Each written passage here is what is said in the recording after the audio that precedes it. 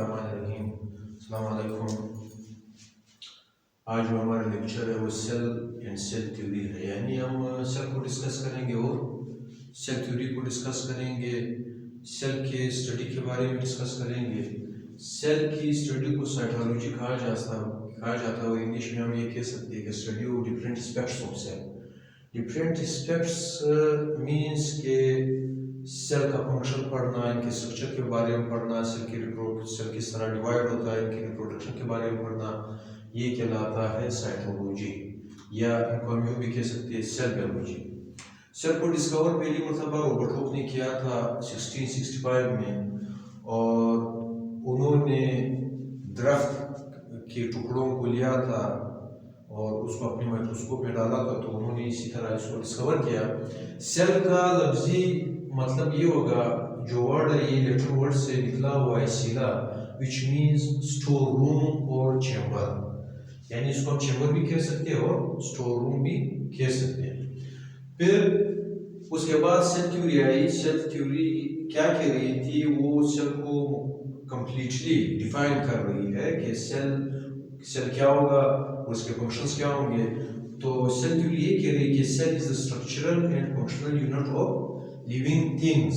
Structural mean के living organism को बनाना, उसको कंपोज करना, and functional unit of living thing, यानी ये सारे फंक्शन जो लिविंग थिंग्स के होते हैं, लिविंग ऑर्गेनिज्म के होते हैं, ये सेल ही करेगा।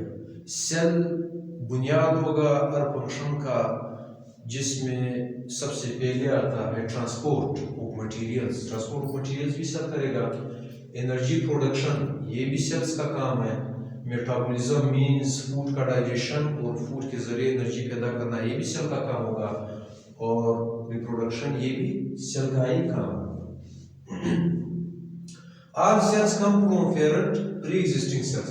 हम ये कह सकते हैं कि सेल इस सेल को रिप्रोड्यूस करेगा। सेल नो लिविंग से पैदा नहीं होता, तो और जो सेल दूसरे सेल को पैदा करता है वो पेरेंट सेल कहलाता है।